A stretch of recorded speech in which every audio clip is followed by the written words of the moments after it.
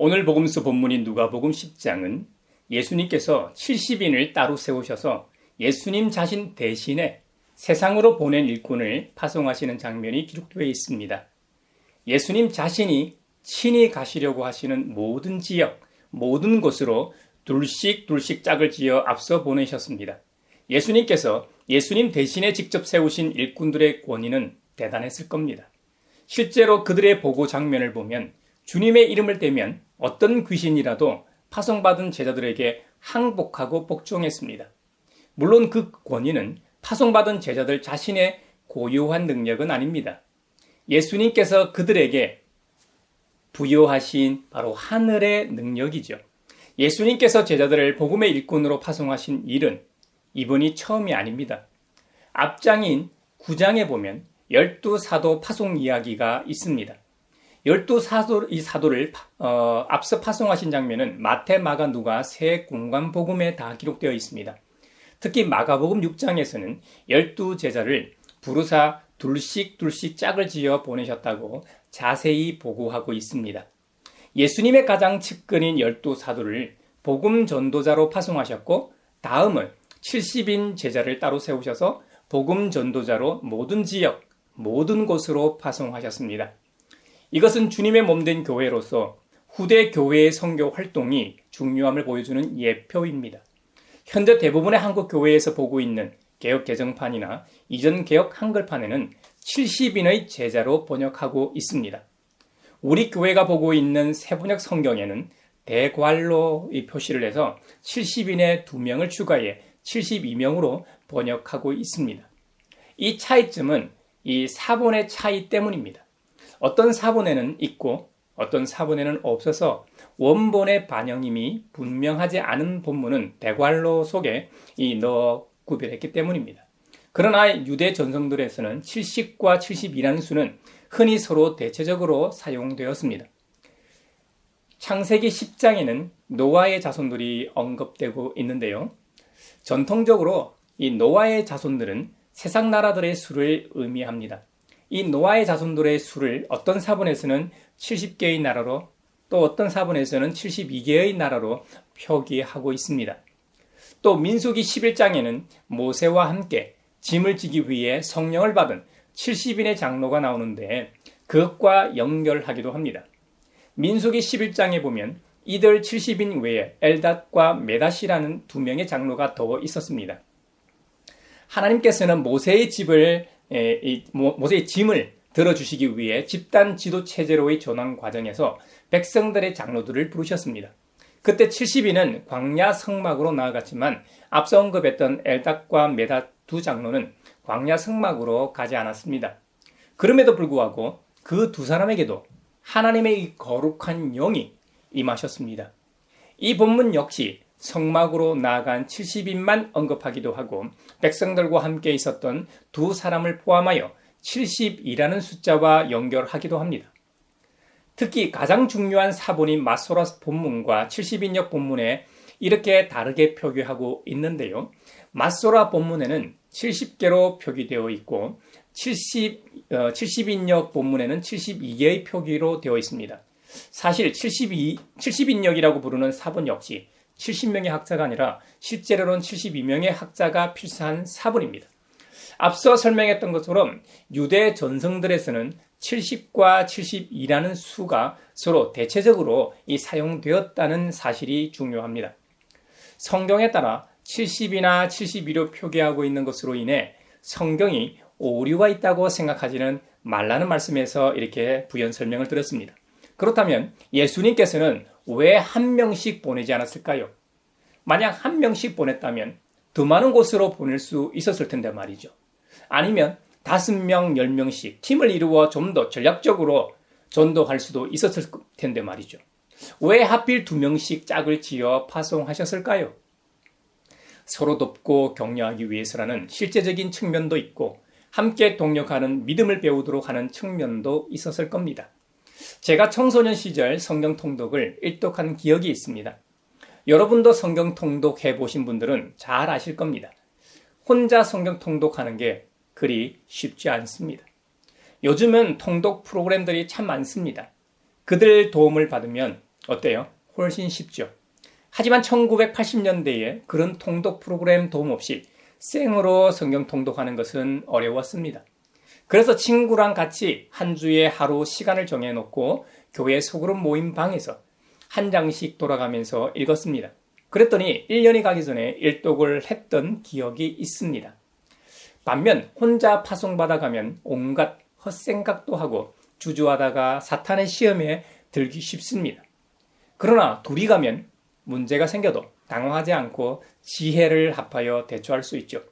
또 한 사람이 힘이 빠지면 어때요? 다른 사람이 격려해 줄 수도 있고요. 또 한 사람이 열심히 전도하면 다른 사람은 옆에서 기도 지원을 해 줄 수도 있고 말이죠. 이런 유익에도 불구하고 예수님께서 제자들을 둘씩 짝을 지어 파송하신 이유는 증인으로서의 사명과 더 깊은 관계가 있습니다. 유대 사회에서는 믿을 만한 증거가 되기 위해서는 최소 두 사람의 이 증인이 필요했습니다. 신명기 19장 15절에 보면 증인에 대한 제도 규정이 기록되어 있습니다. 어떤 잘못이나 어떤 범죄라도 한 사람의 증언만으로는 판정할 수 없다는 겁니다. 두세 사람의 증인이 있어야만 그 일을 확정할 수 있다라고 신명기에 이게 기록하고 있습니다. 이스라엘 백성이 가나안 땅에 들어가 사법 정의를 유지하기 위해 시행하여야 할 증인 제도 규정입니다. 어떤 특정한 사건이나 일에만 적용되는 것이 아닙니다. 모든 사건에 대해 일반적으로 적용되어야 하는 규례였습니다. 성경에서 두 사람 이상의 이 증인을 요구하는 이유는 10계명에서 금지하고 있는 제9계명 거짓 증거, 거짓 증언의 죄를 막기 위해서이기도 합니다. 증인에 대한 규정을 기록하고 있는 신명기 19장에서는 두세 사람의 증인이 있어야만 그 일을 확정할 수 있다라고 규정하고 있습니다. 그 내용 외에도 오늘날 우리가 경계하고 사법체계에서 적용해야 할 부분도 있습니다. 남에게 죄를 뒤집어 씌우려는 나쁜 증인이 나타날 수 있잖아요. 오늘날 우리가 살아가는 사회에서도 돈 때문에 이런 일이 종종 벌어집니다. 그래서 소송을 많이 하죠. 신명기에서는 소송을 하는 양쪽은 주님 앞에 나와 그 당시의 제사장들과 재판관 앞에 서서 재판을 받아야 했습니다. 재판관들은 자세히 조사한 뒤에 그 증인이 그 이웃에게 거짓 증언을 한 것이 판명되면 그 증인이 그 이웃을 해치려고 마음먹었던 대로 그 이웃에게 갚아주어야 한다고 규정하고 있습니다. 그래서 우리들 가운데 있는 그런 악의 뿌리를 뽑아야 한다고 기록하고 있습니다. 그러면 당연히 다른 사람들이 이 일로 인해 두려워하게 되고 그런 악한 일을 안 하게 되겠죠. 그런데 오늘날 우리 사회를 보면 재판하는 자나 기소하는 자나 다 짝짝꿍이 되어 거짓이 진실이 되고 납니다. 구약시대에는 가장 큰 권력의 중심에 있던 사람은 대제사장이었을 겁니다. 하지만 대제사장도 성결하지 않고 제사 행위를 하게 되면 성소나 지성소에 들어갔다 하나님으로부터 징벌을 받아 죽을 수 있었습니다. 그러니 하나님 앞에서 어떻게 정직하지 않을 수 있겠습니까? 사람은 속일지언정 어찌 하나님을 속일 수 있겠습니까? 저는 우리나라가 우리 사회가 자신의 조그마한 이익을 위해 거짓으로 증언하고 또 그 증언이 받아들여지는 사회가 되질 않길 기도하고 있습니다. 그러기 위해서는 먼저 그리스도인인 나부터 성경대로 하나님의 말씀대로 살아가야 합니다. 우리는 항상 하나님 앞에서 살아가는 자들 아닙니까? 바로 코람데오 정신을 품고 사는 자들이 그리스도인임을 잊지 맙시다. 다시 복음서 본문으로 돌아가 예수님께서는 왜 하필 둘씩 파송하셨나요? 조금 전에 신명기 19장 증인제도 규정을 살펴본 바대로 유대 사회에서는 믿을 만한 증거가 되기 위해서는 최소한 두 사람의 증인이 필요했기 때문입니다. 이런 맥락에서 사도행전을 보시면 좀 더 이해하기 쉽습니다. 사도행전에 보시면 제자들은 대부분 짝으로 다녔음을 알 수 있습니다. 누가 생각납니까? 베드로와 요한, 바나바와 사울, 바울과 실라가 짝을 이루어 동역했음을 보게 됩니다. 이번에는 예수님께서 뭐 때문에 무엇을 증언하게 하시려고 둘씩 짝을 지어 보내셨을까요? 오늘 본문인 누가복음 10장에 두 번이나 언급되는 내용이 있습니다. 9절과 11절인데요. 아까 함께 보실까요? 9절입니다. 그리고 거기에 있는 병자들을 고쳐주며 하나님 나라가 너희에게 가까이 왔다 하고 그들에게 말하여라. 11절입니다. 우리 발에 묻은 너희 고울의 먼지를 너희에게 떨어버린다. 그러나 하나님 나라가 가까이 왔다는 것을 알아라 하여라. 여기서 공통적으로 등장하는 게 뭡니까? 하나님 나라. 예수님께서는 바로 하나님 나라를 선포하는 사역을 위해 70인을 따로 세우셔서 보내셨다는 겁니다. 하나님 나라는 예수님의 공생의 핵심이었습니다. 예수님께서는 공생의 시작 처음에도 하나님 나라가 가까이 왔다고 복음서 처음에 선언하셨습니다. 그리고 마지막에도 하나님 나라를 전하셨습니다. 승천 기사가 기록되어 있는 사도행전 1장에 보면요. 예수님께서 부활하신 후 40일 동안 제자 무리에게 보이시며 하나님 나라의 일을 말씀하셨다고 기록하고 있습니다. 부활 후에도 줄곧 하나님 나라에 대해 증언하시다 승천하셨습니다. 그렇다면 도대체 하나님 나라가 무엇이기에 예수님께서는 목숨을 바쳐 하나님 나라를 전하셨고 부활하신 후에도 하나님 나라만 전하셨을까요? 여러분 중에 성경을 꽤 읽으신 분은 마태복음의 경우 하나님 나라가 잘 등장하지 않습니다. 하나님 나라라는 단어가 등장하지 않는다고요. 아마 궁금해하실 겁니다. 맞습니다. 마태복음에서는 하나님 나라 대신에 천국, 즉 하늘나라로 표기하고 있죠. 그 이유는 유대인들이 하나님의 이름을 함부로 부르지 않았기 때문입니다. 사복음서는 제1독자가 각각 다릅니다. 마태복음은 유대인들이 주 독자이고 마가복음은 로마 교회와 이방인, 특히 이방인이 주 독자였습니다. 누가복음 같은 경우에는요, 가난한 자들과 여자들이 그 주 독자였습니다. 요한복음은 소아시아에 있는 성도들이 주 독자였습니다. 마태복음은 누가 주 독자였다고요? 유대인들이 주 독자였기 때문에 그들이 금기시하는 하나님의 이름 대신에 천국이라고 사용했던 것입니다. 원어상 보면 마태복음은 여호와 대신에 주님이라는 뜻의 아도나이 용어를 하나님 대신 사용하고 있음을 보게 됩니다. 여러분, 오늘날 국가라고 할 때 국가를 구성하고 있는 이 3대 요소가 있죠. 영토, 국민, 주권. 이 세 가지 요소가 있어야 국가가 존재할 수 있죠. 영토라는 공간이 있어야 그곳에 사는 사람들이 안전하게 생활하고 활동할 수 있습니다. 또 국가를 구성하는 사람들이 있어야 제대로 작동하죠. 또 스스로의 일을 결정하고 실행할 수 있는 권한이 있어야 제대로 된 나라라고 할 수 있을 겁니다. 그래서 국가라고 할 때 일반적으로 영토, 국민, 주권이 있어야 한다고 정의하죠. 그런데 흥미로운 것은 하나님 나라도 이 세 요소를 포함합니다. 하나님 나라에도 하나님의 통치와 택함받은 하나님의 백성이 있습니다. 그리고 그 통치가 미치는 전 영역이 하나님 나라입니다. 이런 점에서 하나님 나라도 이 세상 국가의 종이처럼 3대 요소를 가지고 있다고 할 수 있습니다. 이걸 신학적으로 표현하면요. 먼저 하나님 나라는 하나님의 통치 활동을 가리킵니다. 하나님의 구원 사역과 하나님의 심판 행위라는 점에서의 거룩한 통치를 가리키는 말이 하나님 나라입니다. 타락한 이 세상을 여전히 사랑하셔서 구원하시려는 하나님의 절대 주권 말입니다. 창조주께서 직접 피조물의 형상을 입으시고 이 땅에 내려오신 행위도 하나님의 통치 활동입니다. 우리의 유일한 구원자 예수 그리스도로 오신 이유가 바로 이 때문입니다. 다음으로 하나님 나라는 하나님의 통치 영역을 가리킵니다. 하나님 나라는 실제 역사 속에서 사단의 세력을 축출하고 불신자들에게는 심판을, 성도들에게는 구원을 가져다 주었습니다. 그리고 세상의 종말이 오기까지 그 통치는 계속될 것입니다. 악한 세력의 한 무리인 귀신이나 악한 기운들을 내쫓고 그들로부터 사람들을 자유하게 하심으로 하나님의 통치 영역임을 알리기도 하셨습니다. 이 세상의 주권자처럼 보이는 사탄 마귀는 예수님의 이 십자가와 부활을 통해 이미 결박당했습니다. 세상의 마지막 때 주님께서 재림하실 때 궁극적으로 파멸될 것입니다. 마지막 세 번째로 하나님 나라는 마지막 때 종말의 때에 완전히 실현되어 영원히 계속될 하나님의 통치 자체를 가리킵니다. 예수님께서 처음으로 선포하신 말씀이 무엇인지 아십니까? 회개하라. 천국이 가까이 왔느니라. 때가 찼고 하나님 나라가 가까이 왔으니 회개하고 복음을 믿으라. 장래에 도래할 하나님 나라에 대해 선언하시고 공생의 기간 가르치셨습니다.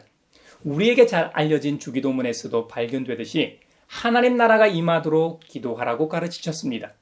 우리 예수님께서는 미래에 도래할 하나님 나라를 전하기도 하셨지만 한편으로는 이미 임한 하나님 나라를 전하기도 하셨습니다. 누가복음 17장에 보면 바리새인들이 하나님 나라가 도대체 어느 때에 임하겠느냐고 물었을 때 하나님 나라는 너희 안에, 너희 가운데 있다고 예수님께서 말씀하셨습니다. 이 말의 의미는 예수님의 지상 사역을 통해 하나님 나라는 이미 우리 가운데 뿌리를 내렸다는 선언입니다. 씨 뿌리는 비유를 통해 분명히 말씀하셨습니다. 하나님 나라를 생각할 때 우리가 명심해야 할 것들 중 하나가 하나님 나라와 교회입니다. 어떤 사람들은 이 세상에 도래할 하나님 나라가 곧 교회라고 주장하기도 합니다. 물론 그리스도인들로 구성되어 있는 지상의 교회도 하나님 나라의 구성원이라고 할 수 있지만 하나님 나라와 교회가 동일한 것은 아닙니다. 그래서 예수님께서 알곡과 가라지 비유를 말씀하신 이유입니다. 추수 때까지 누가 알곡인지 가라지인지 모릅니다. 알곡은 교회 아니고 가라지는 세상이 아닙니다. 교회 안에 알곡과 가라지가 함께 자라고 있습니다. 오직 추수 때에 가서야 재림의 주님이 천사들을 시켜 가라지는 거두어 불에 사르게 하고 알곡도 따로 거두어 하나님의 나라에서 해와 같이 빛나게 하십니다. 그러므로 교회는 완전한 곳이 아닙니다. 교회에서 얼마든지 시험을 받을 수 있습니다. 물론 세상만큼 시험거리가 많고 분별하기 어려운 것은 아니지만 그렇다고 이곳이 곧 천국은 아니라는 말입니다. 형제자매 여러분, 예수님께서 왜 이 땅에 성육신 하셨습니까? 죄인들을 흑암의 세력으로부터 구해내고 하나님 나라로 옮기시기 위함입니다. 우리가 하나님 나라에 들어가기 위해서는 반드시 죄의 문제를 해결하고 성경이 말하는 새 사람이 되어야만 합니다. 그러니까 예수님께서 전하신 하나님 나라는 단순히 이 땅에 속한 것이 아닙니다. 하나님 나라에 대하여 오해를 하게 되면 예수님에 대해서도 오해할 수밖에 없습니다. 다른 예수님을 믿게 되는 거죠. 예수님의 12 사도의 초반의 모습도 당시 유대 상황을 고려해 정치적인 메시아를 기대하고 따랐지 않습니까? 그래서 가룟 유다 같은 제자는 스승을 은 30에 배반하지 않았습니까? 2000년 기독교 역사상 다른 그리스도를 믿고 따랐기에 수많은 이단 사이비가 창궐했음을 우리는 잊지 말아야 합니다. 이들은 하나같이 하나님께서 자신의 나라를 지상에서 세우실 때 하나님 나라가 성취된다고 잘못 이해한 데서 비롯되었습니다. 하지만 하나님 나라는 이 세상을 초월하여 존재합니다. 다만 예수님의 사역이 있는 곳에 함께 했음을 기억해야 합니다.